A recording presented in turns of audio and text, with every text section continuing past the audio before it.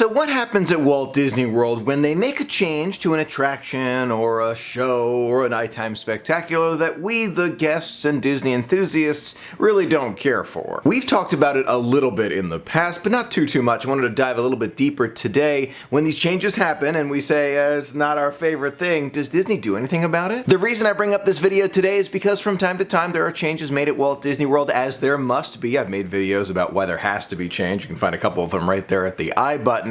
But there has to be change at Walt Disney World, and when there is, some of us love the changes, and other times there are changes when we say to ourselves, it's not really my favorite change that's happened. Today specifically, I am thinking of something that many friends have brought to my attention: the pink castle. When we first saw the concept art for the castle, it looked really good, and I saw it just a little bit the other day as I was passing by, and I noticed that it was a little bit more pink than I first thought it would be. Now, were my first impressions to say, oh my gosh, no, it's too pink? No, it wasn't. To me, I see it and I say to myself, oh, that's a very interesting change. I love the blue, I love the gold. I think the pink is something we'll just get used to over time. I don't think it's that big of a change where we're gonna say to ourselves, it's the end. No, I don't think so. Now, with that being said, we're only seeing the castle from the outside and in pictures. We gotta see it in person to make a true judgment call, in my opinion. And once we get there, let's pretend for a moment we get there, we see it, we say to ourselves, not really my favorite. If that's the case, and I do not believe it will be with this castle, I think we're really gonna grow to love it. That's my opinion, personally, but let's pretend for a moment that is the case.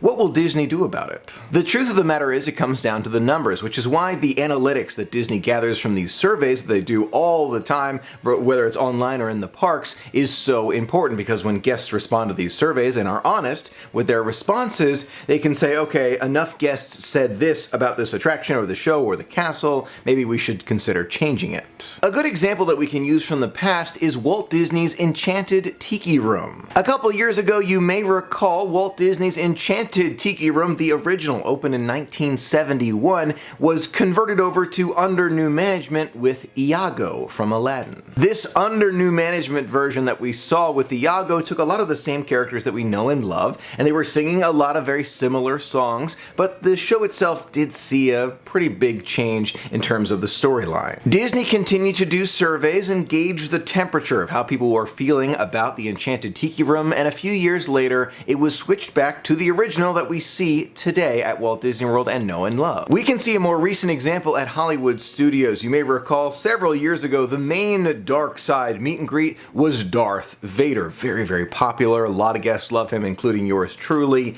And then it was changed over with the story to Kylo Ren. And enough guests made their opinions known and said, you know, it's not really my favorite, kind of prefer Vader. And sure enough, several years later, Vader returns to the Star Wars launch bay. So the big question here is not, does Disney listen to their guests? Not at all. We know that they do. They make these changes just going back on what they changed before. They do change these things depending on how we feel about it. However, it depends on the number of people who feel that way. Now, it's important to note that Disney does want to see a very large number of people say the same thing or something very similar about an attraction like the under new management Tiki Room or Darth Vader. If it's not the majority of people who are saying this thing, then Disney's less than likely going to change anything. A good example of that is Maelstrom and Frozen Ever After. Many guests loved Maelstrom, but you look at Frozen Ever After and there were some at first who said, no, we need to keep Maelstrom or bring it back, please, you know, Disney, do this.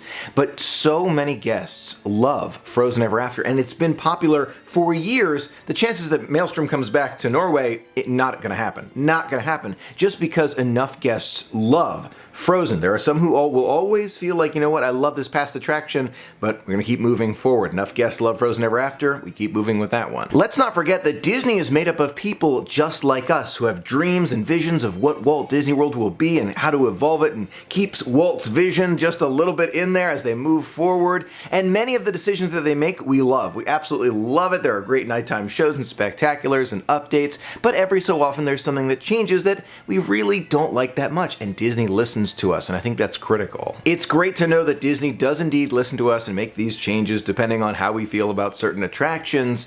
That being said, it goes both ways. It really does. So for example, Toy Story Midway Mania, super popular attraction. Disney saw how popular it was with us. We love it. We love it. We want to go again and again and again, get the highest score possible.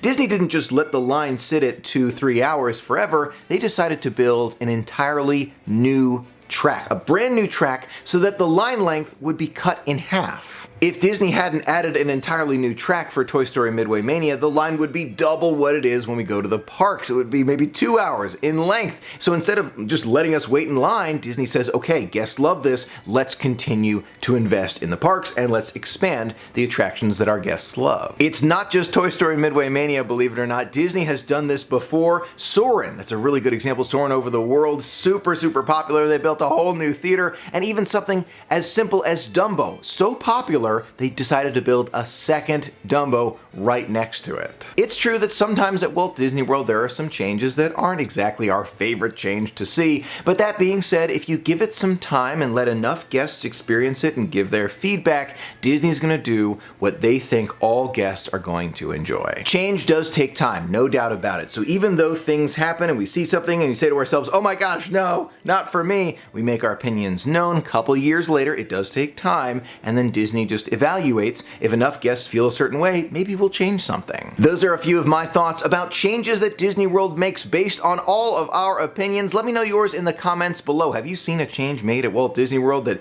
you thought was not your favorite and you think maybe get changed back in the future? Enough guests feel this way? Let me know your thoughts in the comments below. I'd love to hear from you. Thank you so much for being a part of the magic with me today. Until next time, have a magical day.